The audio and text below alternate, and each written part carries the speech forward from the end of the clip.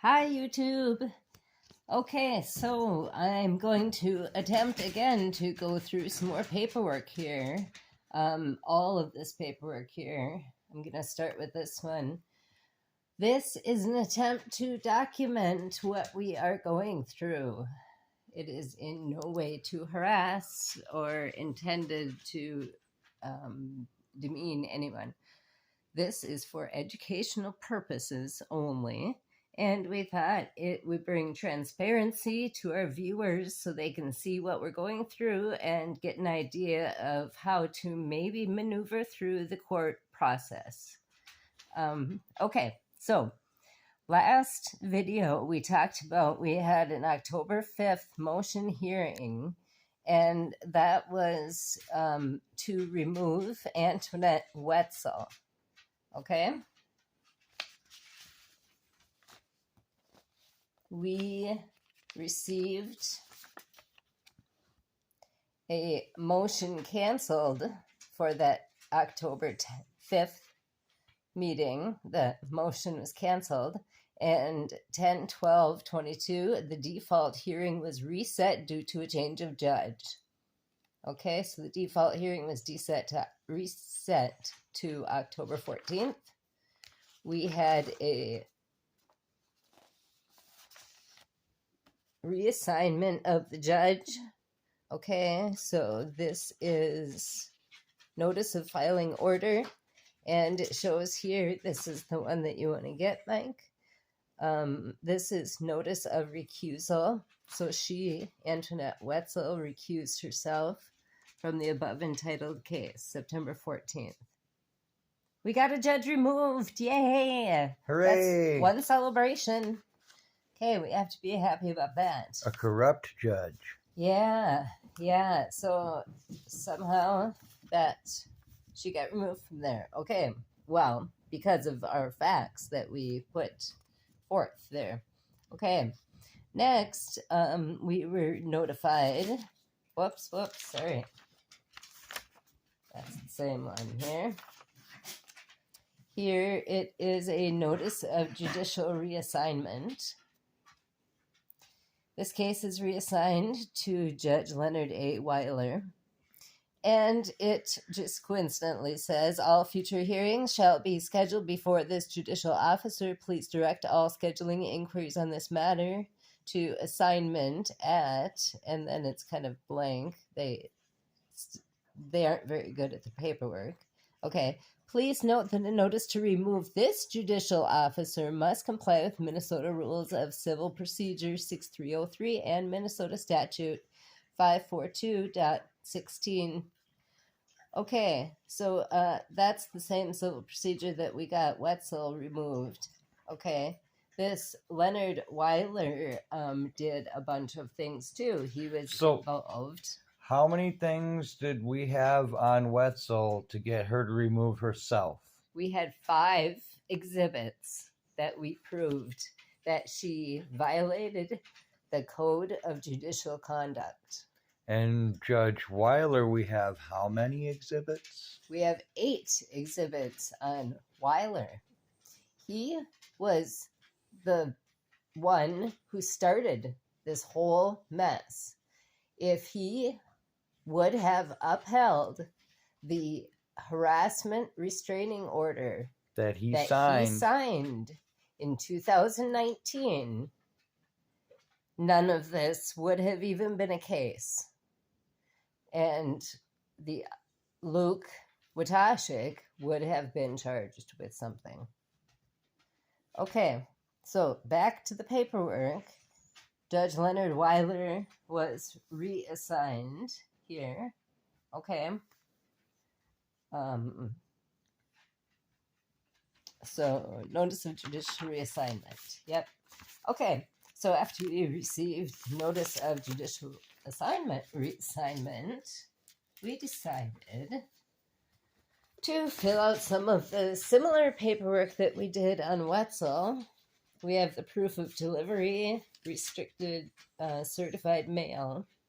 And this is our copy of the affidavit that we sent to Morrison County Sheriff's Department and to the courts. We had a notice of motion and motion, affidavit in support of motion, the affidavit of service by mail, the memorandum of law, and that's the reason to remove, and exhibits 1 through 8. So I'm going to try to go through those with you. This is the notice of motion and motion that you need to fill out. And here again, I received this date by calling the courthouse. And we have that on tape as well. That was a joke to call the courthouse. And they tried to ask me to tell them their timelines. And I said, no, that's your job. And they finally got a date scheduled for me. So just be persistent, people. If you want a scheduled date for a motion, be persistent and ask for a date. So we got a date Thursday, October 9th, is what they said. Or I'm sorry, Thursday, October 6th at 9 a.m. So we put in, we asked for the following relief: to disqualify and remove Judge Leonard Weiler, Morrison County District Court, our case number, and according to 6303 Civil Procedure, and the Code of Judicial Conduct 3C. And we also asked for them to refer this matter to the Chief District Judge or Chief Circuit Judge in confidentiality, so that it does move on to another entity. It doesn't just get stuck with him making a decision. That was our plan. So here's the affidavit in support of the motion. We are asking for the following relief: to disqualify and remove Judge Weiler, and to refer the case matter to the Chief District Judge, because he is disqualified under the Model Code of Judicial Conduct as stated in the Memorandum of Law attached. And the reason why is to ensure fair judiciary, to uphold constitutional requirements and Model Code of Judicial Conduct. We just want a fair trial, people. We just want some fair judge to look at this, and not the same judges that we've had dealing with the same corrupt things that they dismissed and denied all of any court hearings that we brought up to them before. They were all involved in this. So why would we want them to judge whether we win a civil case against Morrison County Sheriff's Department? It makes no sense at all. If they're gonna judge themselves, they're gonna find no wrongdoing. Right, exactly. They're not going to. So we have to have a fair judge. That's what we're asking for. Okay, so that was just extra copies. Sorry about the extra paperwork, though. Here is our memorandum of law: the reasons to remove, recuse, and disqualify Judge Leonard Weiler from our case, according to the Model Code of Judicial Conduct.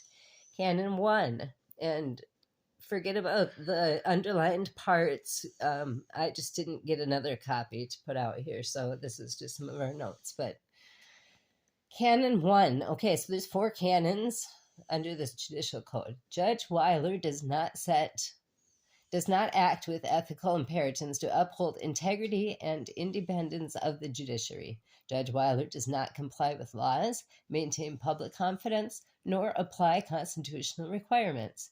Judge Weiler did not follow constitutional requirements to enforce the harassment restraining order, thereby not protecting Michael. 18 U.S.C. 2265, full faith and credit of protective order. Weiler signed release order 8/26/2020 and scheduled an omnibus hearing, knowing that Michael's due process and constitutional rights were violated under color of law. And that was criminal case 20-1047. 18 U.S.C. 242, deprivation of rights under color of law. A judge should maintain and enforce a high standard of conduct and should personally observe those standards so that integrity and independence of the judiciary may be preserved. Violations of this code diminishes public confidence in the judiciary and injures our system of government under law. Weiler violated the integrity of the judiciary by refusing to uphold his own order and constitutional law. Weiler did not act to uphold standards for others to enforce the law, injuring the independence of the judiciary. Canon 2A. Judge Weiler jeopardized impropriety by disrespecting the law. Failure to uphold the HRO, due process, and constitutional laws as stated previously. Weiler did not respect and comply with law and did not act at all times in a manner that promotes public confidence in the integrity and impartiality of the judiciary. In cases 49 CV 19705, Weiler did not view evidence independence of influence and made discriminatory determination based on personal or professional biases towards Michael, and equal treatment was not provided. Weiler signed a release order for the criminal case in 2020 and scheduled omnibus hearing knowing his rights were violated. It was discriminatory to state for Michael to have no contact when Michael is the protected party who reports continuous harassment by Wetzel, the police informant. Wetzel was never charged when he violated the HRO on numerous reported occasions, yet Michael was wrongfully arrested and threatened to sign a guilty petition under duress for the fear of capital punishment and guarantee of an unfair trial. U.S. Constitution, 14th Amendment, Section 1983, Equal Protections and Due Process Deprivations. The December 2020 court hearing will be provided upon request. We have that on tape. We just did not give that to them at this time, but we do have it as proof.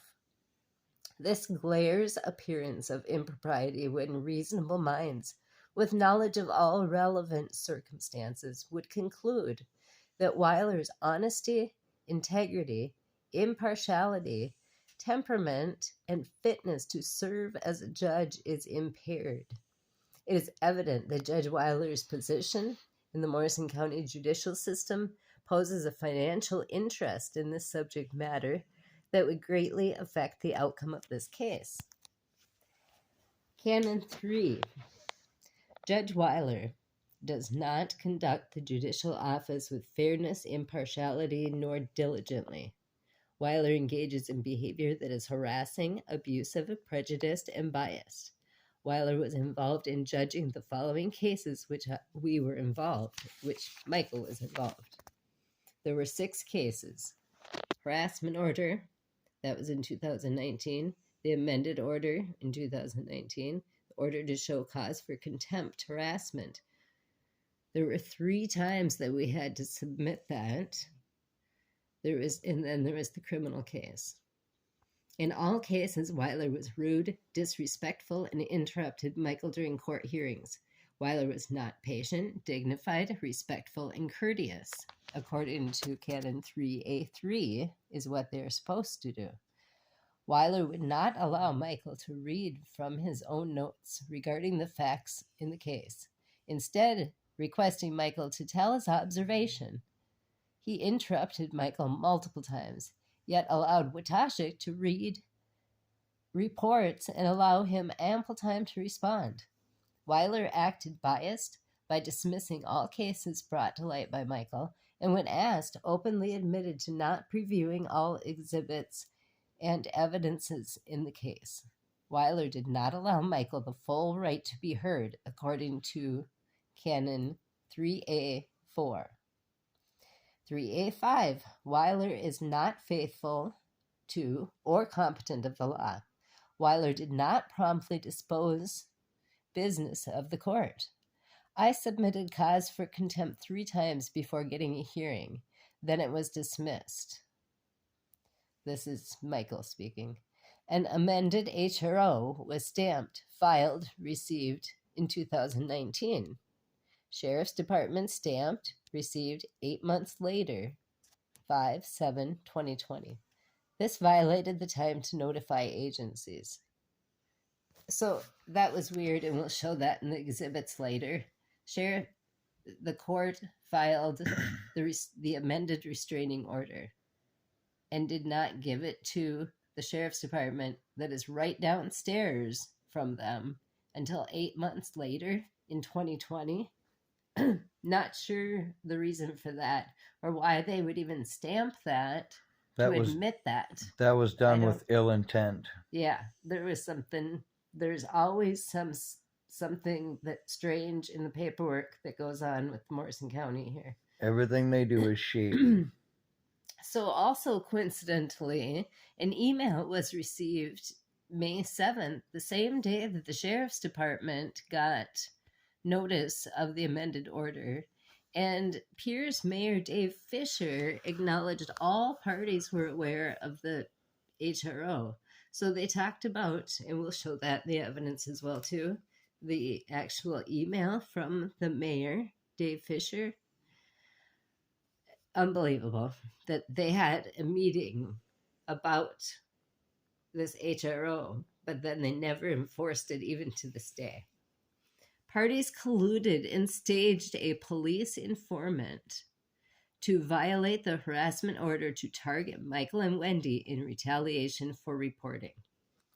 We have reported and tried to do the right thing the whole time, and then they just refused to even look at that. Okay. Based on the above information, under Model Code of Judicial Conduct 3C, disqualification, a judge shall be disqualified in a proceeding which the judge's impartiality might be reasonably questioned, including but not limited to: A, the judge has a personal bias or prejudice concerning a party or personal knowledge of disputed evidentiary facts concerning the proceeding. Weiler was trying to cover his tracks by involving himself from the beginning HRO, started the criminal case, then dismissed himself, and Wetzel took over. Now is attempting to judge a civil case involving the order he signed. This is discriminatory. ADA Title 18 U.S. Code Section 504 of the Rehabilitation Act of 1973 and Title 2 Americans with Disabilities Act of 1990. C, I realize there's no B here, okay, because I skipped through parts of the canon that works for us, okay. The judge has a financial interest in the subject matter in the controversy and interest that could be affected substantially by the outcome of this proceeding. E, the judge have served in that capacity as judge concerning the proceeding or has expressed an opinion concerning the merits of this case in controversy, which he has. 3B6.